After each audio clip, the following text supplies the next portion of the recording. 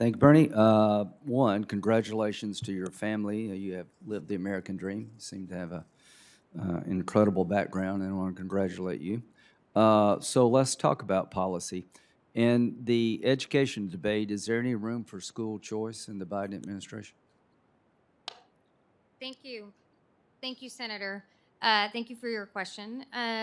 So the president has supported charter schools, and to the extent that we make sure that those charter schools are delivering, that they're accountable to the public, that they're as accountable as public schools. And so there's room for charter schools, absolutely, but they need to be accountable, and I think many charter Right. school advocates recognize that. Anything beyond charter schools? Well, I mean, obviously, in the country today, parents have access to private schools. I think Okay. that's one of the inequities we actually have to recognize, that upper income families have access to private education, and sometimes those have much more resources than public schools. Okay, so let's talk about fair share of taxes.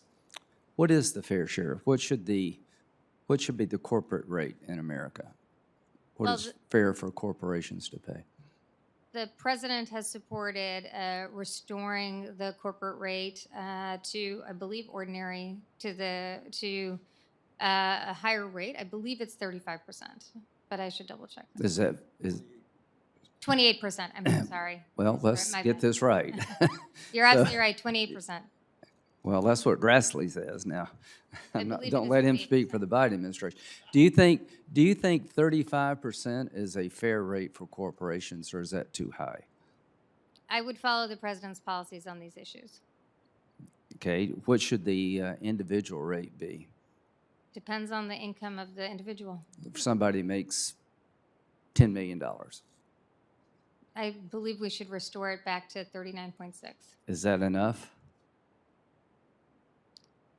On the income, yes, there are other So, ways. so is that, we- at 39.6 is fair in your belief?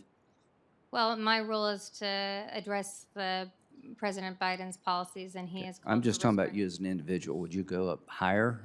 Would the American Center for American Progress support individual rates beyond 39.6, you think? My role in this, if I have the privilege of being confirmed, my role is to address the president's priorities, and the president's priorities has been to restore it to a 39.6% rate. Okay, so that's fair. Do you believe raising the minimum wage to $15 an hour will cost millions of Americans their job?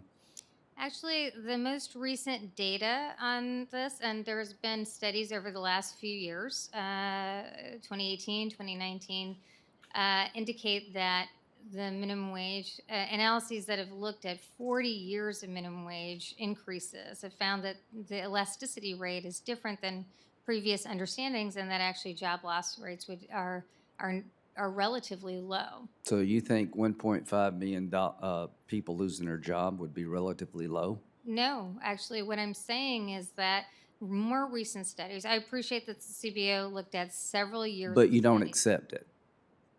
Do you? Well, I think that I think that the important thing is to be guided by facts and evidence, and there has been a discussion about more recent data being more. Have you ever run a restaurant? I have not run a Okay, restaurant. well, you need to go talk to people who have, because I think they'll give you some facts. I would say respectfully, Senator, we should also talk to the waiters and waitresses. Yeah, I think they want their jobs. I think that the tip, doing away with the tip wage is probably bad for them. The best thing you can do for a waiter and a waitress is open up a new restaurant and people hire you away at higher wages, because a new restaurant in town needs good workers. So that's the way I believe to increase wages. But this is why we have elections. Simpson Bowles. So Do you support a Simpson Bowles approach to dealing with the debt? I think the Simpson Bowles approach, I think there are deep challenges with the Simpson Bowles approach. I think what we should really decide is Do you what we'd support like that to concept of trying to find a bipartisan way to deal with the debt? Oh, I think we should try to find bipartisan Do you ways support to deal with entitlement that. reform? But the idea of the Simpson Bowles, I think there were some things that we found Do you did not work. support entitlement reform? President Biden, has put forward particular ideas on Okay. Social Security. One is to raise the payroll cap for people over earning over $400,000. All right, That is an idea he's put yeah, forward to address Social Security solvency, which would also address the debt. yeah, okay, I got you. So real quick, on immigration. Here's what's happened thus far in the first 3 weeks. We stopped building the wall, we've halted deportations, we canceled Remain in Mexico policy, withdrew from asylum agreements with triangle nations, we eliminated advanced vetting for terrorists, reinstated catch and release. We're considering canceling the public charge rule. We're ending travel restrictions with countries with national security concerns. Do you believe that the sum total of these policies will lead to more illegal immigration? I do not, and I would be guided by facts and Okay, evidence about here are the whether that will facts. happen. So, 178% increase in single adults coming across the border this time, this year versus last. 50% increase in unaccompanied minors. So the fact that you don't see this as a problem is very disturbing. Thank you very much, Mr. Chairman. Bernie.